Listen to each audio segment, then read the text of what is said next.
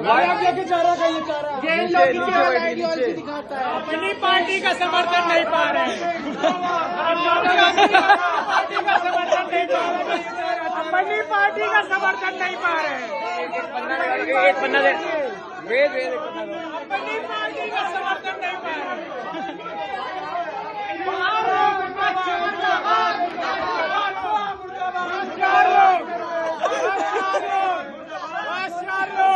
भाई इधर लगा मेरे को भी एक दे दो भाई, एक दो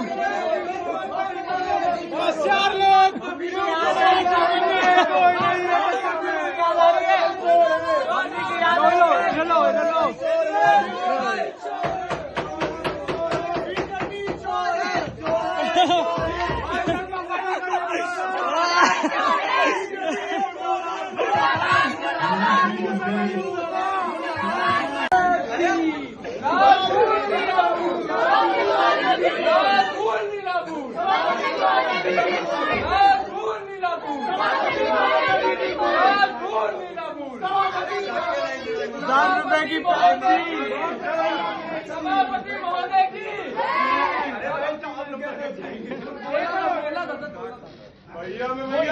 सभापति महोदय जिंदाबाद।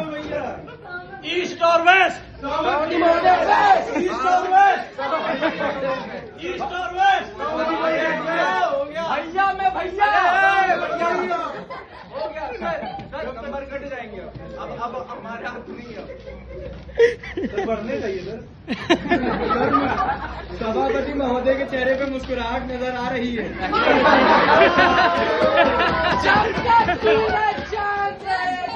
सभापति देख रहा हूँ मैं ये भी हूँ, मेरे क्या कर लोगे? आपस में चिल्लाओ है नहीं तो।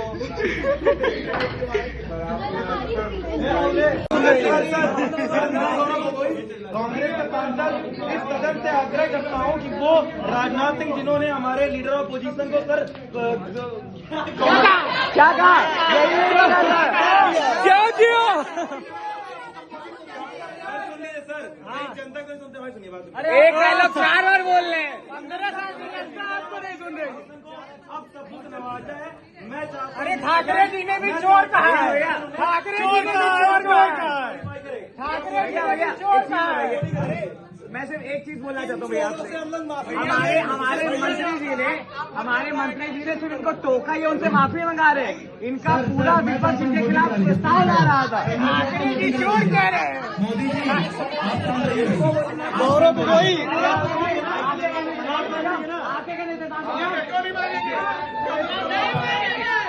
सर वोटिंग करा लीजिए please sir.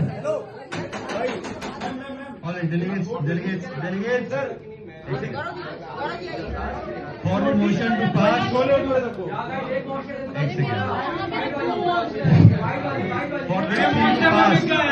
For this bill to pass, ठीक है, यू नीड 25 वोट्स, 25 वोट्स, ठीक है।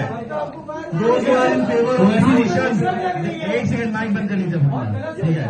Those who are in favor of the motion to disqualify the bar Rajnath Singh for half an hour from the committee, please.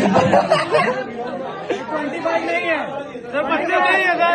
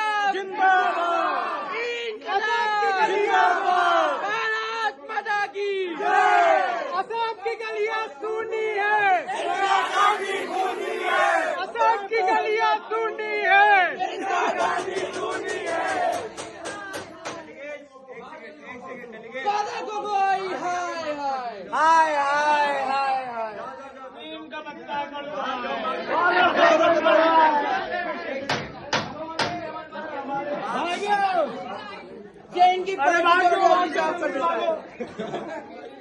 ये बात अन्याय है sir. 25 vote चाहिए थे, 22 वोट थे टोटल नहीं।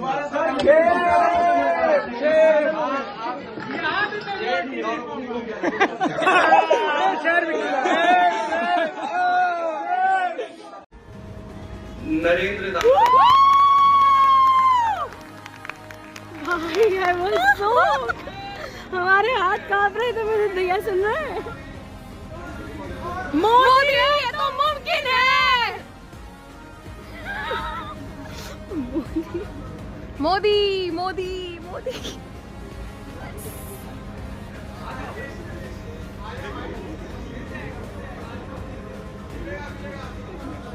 Thank you so much delegates. Second में follow up कर लो। 75 सेकंड्स एक पीओआई है। कौन कौन एक फॉलो अप के प्रेशर में है? कोई नहीं है। फॉलो अप नहीं हो। चलो ना फॉलो नहीं करेगा।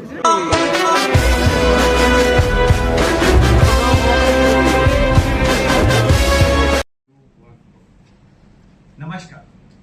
सबसे पहले अगर हम आरपीए एक्ट की बात करें यानी रिप्रेजेंटेशन ऑफ पीपल एक्ट 1951, तो हर एक क्लॉज, हर एक एक्टिविटी के लिए कुछ सेट ऑफ रेगुलेशंस होते हैं।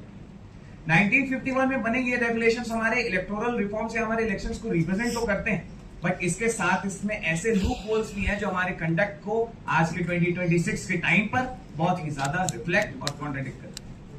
1951 में जब ये इलेक्टोरल रिफॉर्म्स बनाए गए थे आरपीए एक्ट के, तब देश में महज एक पार्टी थी और लोगों की जनसंख्या बहुत कम थी। परंतु आज के समय में तब 2026 में हम अगर आरपीए एक्ट इंप्लीमेंट करते हैं, उसमें अमेंडमेंट्स लाना चाहते हैं, तो ये काफी कॉन्ट्राडिक्टरी हो जाएगा हमारे वन नेशन वन इलेक्शन के साथ। महोदय, ऐसा नहीं है कि हम आरपीए एक्ट को पूर्णतः खारिज करते हैं, परंतु इसके साथ साथ पक्ष बार बार उठे वन नेशन वन इलेक्शन के सवालों पर इसके साथ में कुछ अमेंडमेंट्स लाता है।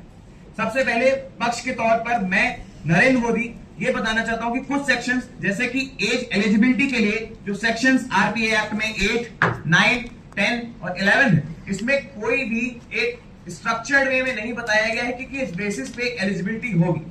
सेक्शन 123 में इन्होंने मेंशन किया है कि ब्राइबरी और बूथ कैप्चरिंग होगी, बट इसका कोई भी वैलिड रीजन नहीं है कि किस बेसिस पे जजेस किए जाएंगे। इलेक्टोरल रिफॉर्म्स में लास्टली अपने 15 सेकंड्स में कंक्लूड करता हूं कि हमें 4 मेजर रिफॉर्म्स लाने पड़ेंगे। पहले सिंक्रोनाइजेशन ऑफ साइकिल्स का, जिसके तहत फेज्ड सिंक्रोनाइजेशन होगा लोकसभा और राज्यसभा का। Second, handling of premature resolutions. तीसरा, common electoral rolls for Lok Sabha voters and panchayat voters. और lastly, simultaneous poll scheduling. It will be very mandatory. It is necessary for the amendments along with the RPA Act and electoral reforms. Thank you everyone.